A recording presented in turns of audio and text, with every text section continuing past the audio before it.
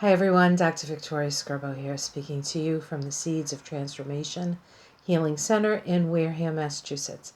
And as promised, I'm going to look at the charts of the other three progressive candidates. I did say two previously, but I think I'm going to do all three today. We're not going to really be looking at the chart of the US. I'll put it up so you can just take a quick look and a quick glance at it.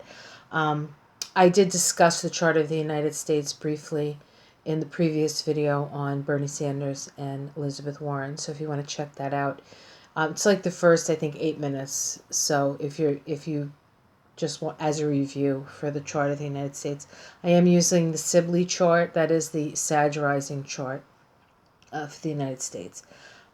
If I have time later, maybe when we have less candidates, we're a little closer, or if I just happen to have the time, I will look at the chart with the Gemini ascendant, because I know there are a lot of astrologers that prefer the Gemini ascendant chart.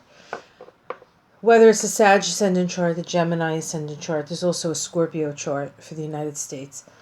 There's always connections. You'll always find connections with people who will have influence in perhaps at least one of them, maybe all of them. That I don't know because I haven't done the research, so I apologize for not doing the research. The person I want to look at first is Andrew Yang. And I believe of the remaining three progressives, Andrew Yang has the most percentage points. I think he has 4%. And so we'll look at him first. And then we're looking at Tulsi and Marianne Williamson, and I believe they have about 1 or 2% each. So let's look at Andrew Yang. And if you remember, Andrew Yang was born in January. This is the chart for the United States, just so you can take a quick look. Okay, the Sag ascendant. Okay, Sun in Cancer, Moon in Aquarius, Chiron in Aries, South Node 7 of Aquarius, North Node 7 of Leo. Okay, all right, that's just very, very quick. So let's look at. I'm going to just put these on a board because it's easier for me to hold it up. It doesn't like flop over. Okay, so here we have Andrew Yang's chart and the chart of the United States. Again, the chart of the United States is in the center. This is Andrew Yang's chart all around. And we see we have a Sag ascendant again for the United States chart. What's interesting about Andrew Yang's chart is the connections that he has. Both the connections that he has to the United States chart and the connections that the United States charts has to his chart are all South Node connections. Okay, and conjunctions are always the most powerful of the aspects. It's when things are sort of on top of each other. And conjunctions have the energy of Aries. The energy of a conjunction is power. So that's where the power lies in a chart, where we find the connections. And here we can see that we have the South Node of the United States in Aquarius. Andrew Yang has his Moon, his Mercury, and his Venus. Okay? And so the Aquarius South Node, it's an interesting South Node because within the South Node of a chart, we have the past, but there's also the energy, the talents, the abilities. There's, even though they're the past, there is an energy that's familiar in the South Node, including in people's charts and in countries' charts. And we have this Aquarius South Node. And so that idea of sort of many people coming together, that idea of the melting pot, that idea of people from all different walks of life coming and being equal. Okay, that's very Aquarian. And on a certain level, there is a history of that. There is an energy about that. Not to mention, of course, that the moon for the United States chart is in Aquarius. And so the ruler of the South Node is the moon in Aquarius. So that is connected in that way. But we have Andrew Yang's moon, which is how he responds to life, his emotions. His Mercury, which is his mind, and his Venus, which is his values, all conjunct the South Node of the United States. So that part of the South Node of the United States, that collectivism, is very, very familiar to him. And so he feels very comfortable with that idea of collectivism. There's also, of course, when you're dealing with Aquarius, there's also innovation connected to that. Now, to a certain extent, the United States was an innovation of its time, but he does sort of connect to that innovation piece. Now, we also have, this is the South Node of Andrew Yang, conjunct Uranus in the chart of the United States. And so this is the other piece of oh goodness gracious, innovation. Okay, innovation here. Okay, conjunct his South Node. So he has planets conjunct America's South Node, and America has a planet conjunct his South Node. And we have this this Uranus in Gemini conjunct. Now his South Node in Gemini is about collecting information. This is about being in the mind, being intelligent, right? And then his North Node is in Sagittarius, which is about a philosophy of life. And so for him, as I said when I did his chart from an evolutionary perspective, in his life, he is moving in the direction of a more sort of collective Neptune, philosophically based vision for the future, Sagittarius. Okay, so so there is something about the uniqueness of the United States. There's something about, again, the innovation of the United States that is very connected to him. Okay. We also have his Saturn at 14, looks like 15 degrees of Cancer, conjunct the Sun of the United States. The Sun of the United States is sort of the life, the purpose, okay, the purpose of the United States. And with his Saturn there is a holding accountable to the purpose. And because the Sun is in Cancer, and Cancer is a nurturing energy, he's sort of holding America to task to be the nurturer, to be the good partner, to be the nurturing partner here. Okay, so on a certain level, he is reminding us of our more collective history and our responsibility to each other. Okay, now he does have, let me just double check, I think those are all the conjunctions in the chart. And then he has two oppositions, okay? Two oppositions. Let's talk about his Sun. He has his Sun at 22 or 23 degrees of Capricorn. It is opposite the Mercury of the United States in Cancer. So here we have the Sun in Capricorn illuminating the reality, okay? And it's opposing Mercury. Mercury is how we take in information. It also has to do with, in a mundane chart, it has to do with communications. It has to do with travel and things of that nature, journalism and such. And so oppositions bring awareness. So on some level, his being, the Sun, is actually getting people to talk, getting people to communicate, perhaps be open to different and new ideas, okay, more practical, perhaps, ideas. And perhaps looking at things in a more, we'll say, business-like, structured way. We also have his Mars here in Sagittarius opposite the Mars of the United States. And so this can be a confrontational energy. And so he is confronting, this is confrontational to the United States. And so he confronts, how are we utilizing our energy? Where are we putting our energy? Okay.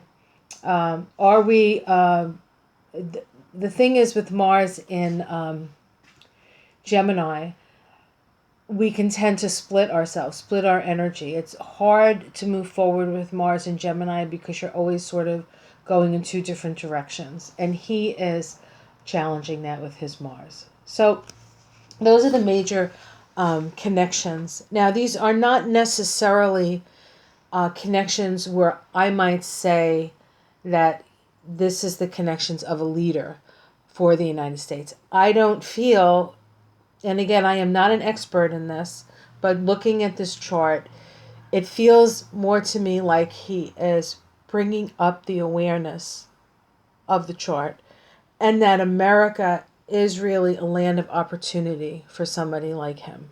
Okay.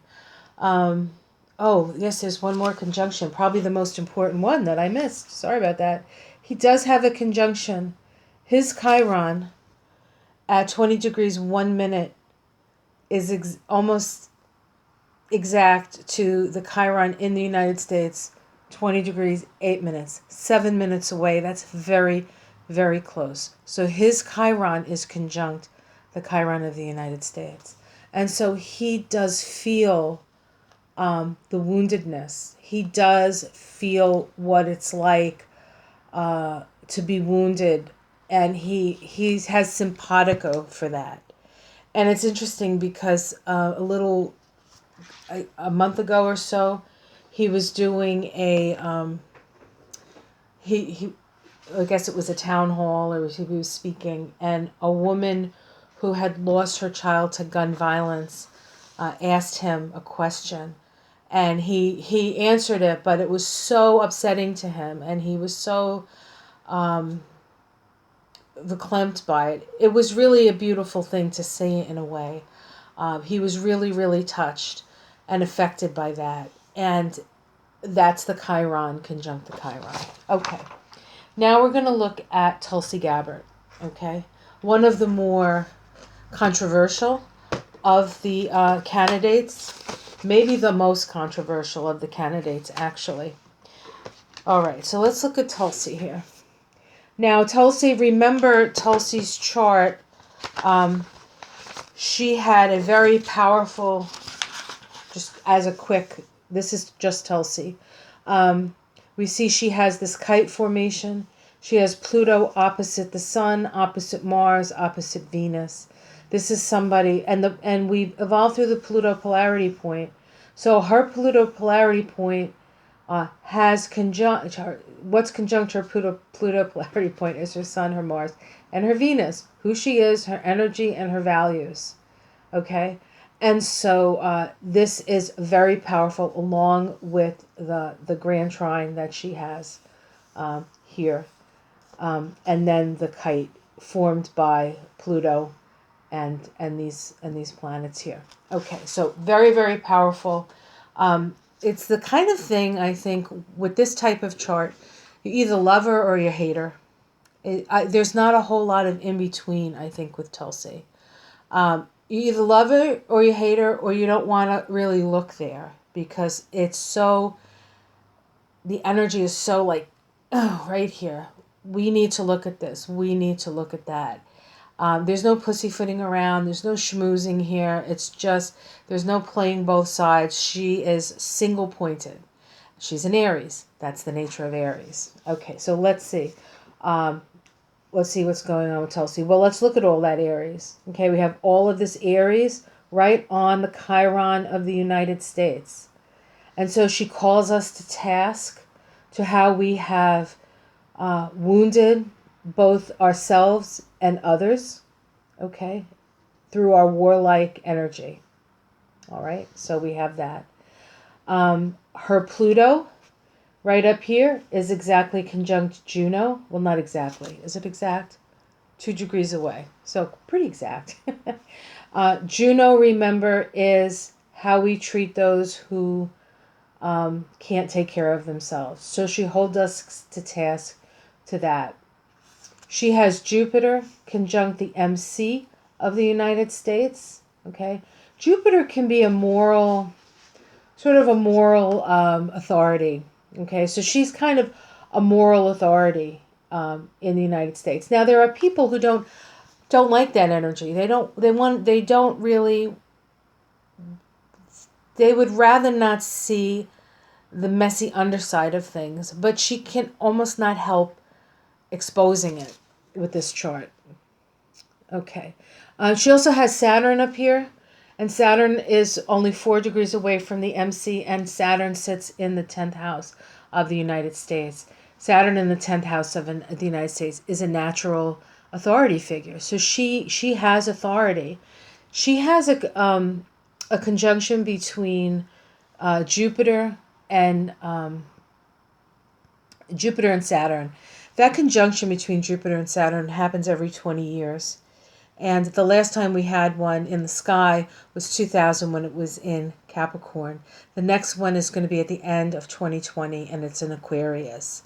But it is said that when people have that in their chart, that conjunction between Jupiter and Saturn, that they are, I want to say prophets. That's not the exact word I want to say, but they make a difference. It's sort of a fated combination, and they can be great teachers. That's what I want to say, great teachers. So she definitely is teaching the United States something. All right, let's see what else is going on here.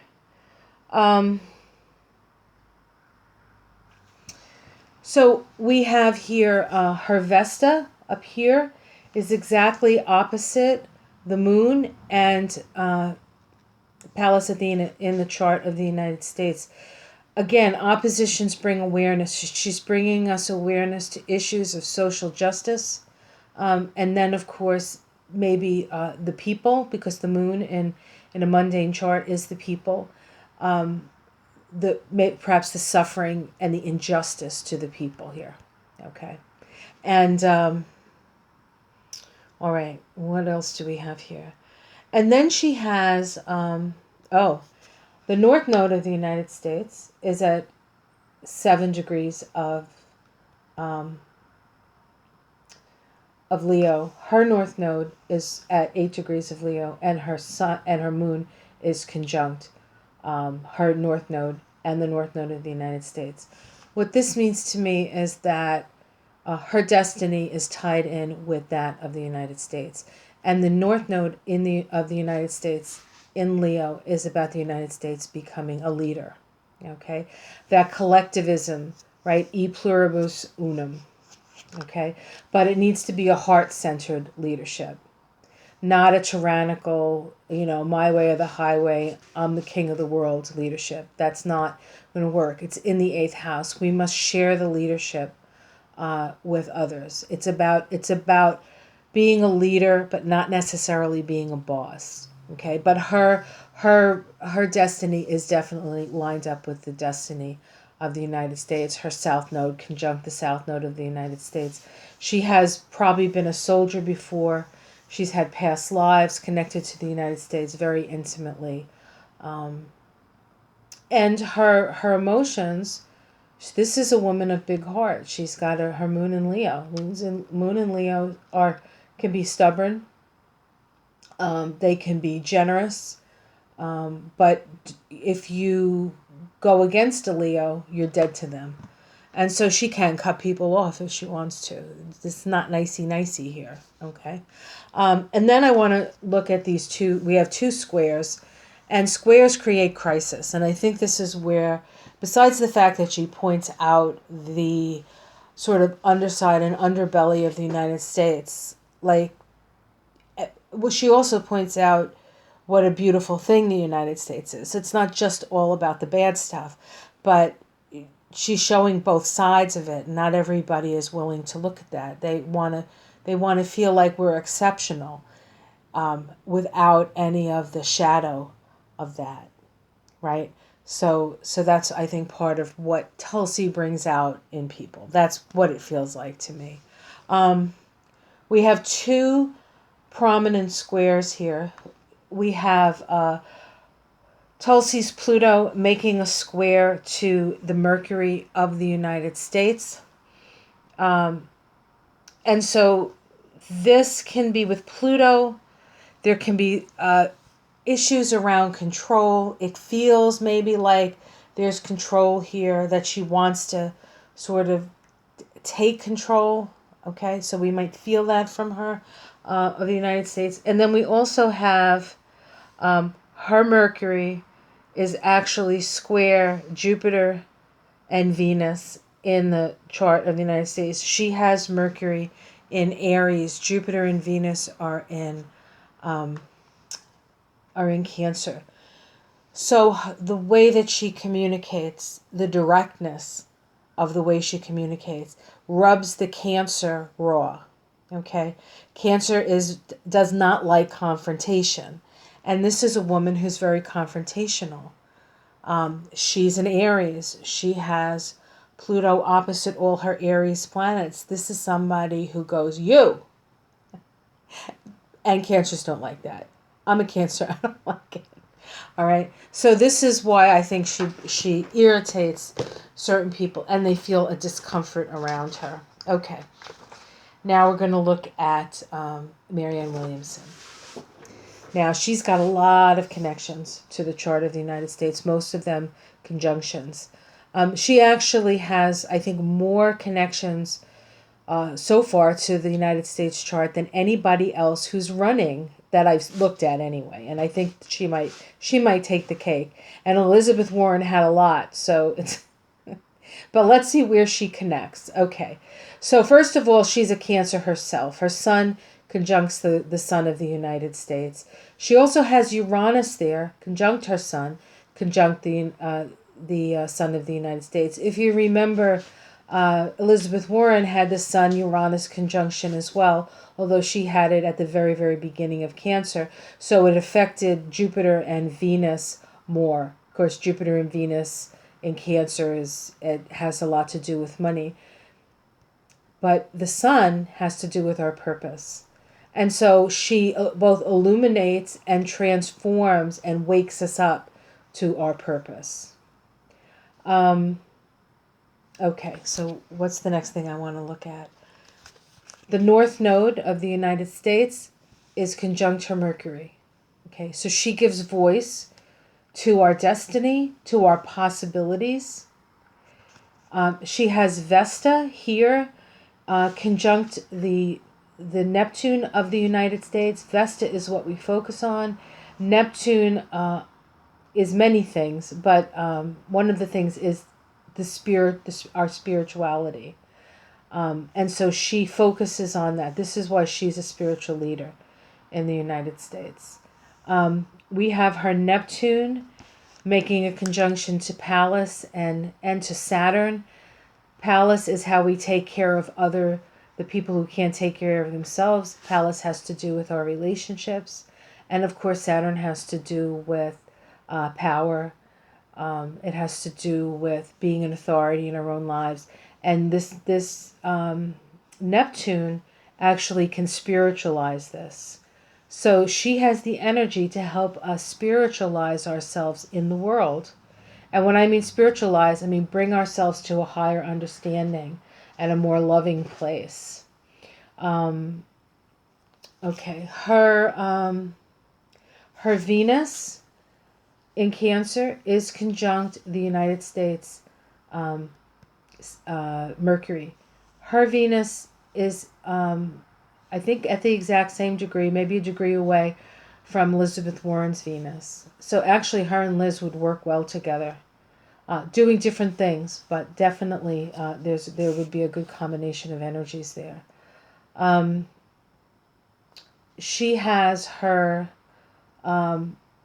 Jupiter in Ceres. Jupiter is your understanding. It's your philosophy of life. It's in Taurus. Taurus is our relationship to ourselves, our self-worth, our self-esteem. Okay. And then we have Ceres here. And the midpoint here of these is actually conjunct Vesta in the United States chart. And this is all happening in the 6th house. This is the healing. This is the healing, the nurturing and the understanding, focusing that energy on the healing of the United States. We have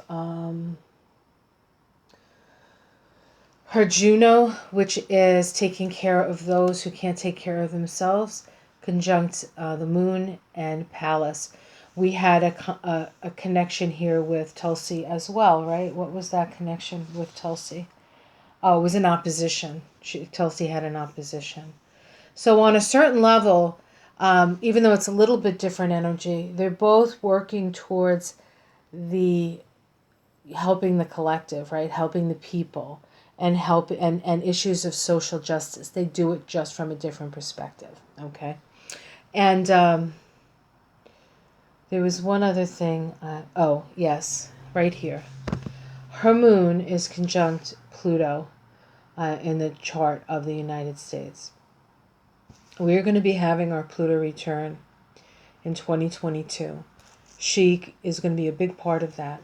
She can be a big influence on that. So that's pretty exciting. So really, this chart is someone who has a spiritual, more of a spiritual energy, and yet a practical application of that. So it's not just woo-woo, which is what they try to say she is.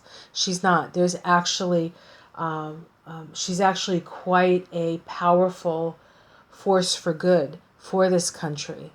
And I think that's why she's still in it, because there's enough people that feel that we need to hear what she has to say about that. And one other thing is she does have her Mars square the nodes of the moon for the United States. Square the nodes of the moon for the United States. And the resolution node for that square, is the North Node in Leo. And so she must apply her energy to the future possibilities of the United States. It's less about the past. I know she's very connected to reparations. She's had that view for years and years and years, even before reparations came back up again. But it's really, as far as where she's best to put her energy, is to put it into the future as America being a leader from a heart-centered place. But of course, with her moon conjunct the south node of the United States, she's definitely not going to ignore the reparations part. That's part of the conversation. That's important for her to do. She would just be a little bit better served if she was to focus on the future more than the past. But that's up to her, and she's going to do what she does. Whatever she does, I think, is going to make our country a better country. Okay, so those are the three most progressive candidates, and I'm going to start doing the more sort of middle of the road people. I'll look at Kamala Harris, Pete Buttigieg, and Cory Booker. I think those are all the ones that I have. I didn't do Joe Biden, did I? Oh dear. All right, I'll do him too. I might give him a separate one. I'll see how much time the other ones take. Have yourself a great day. Like and subscribe. I hope you enjoyed this. Take care.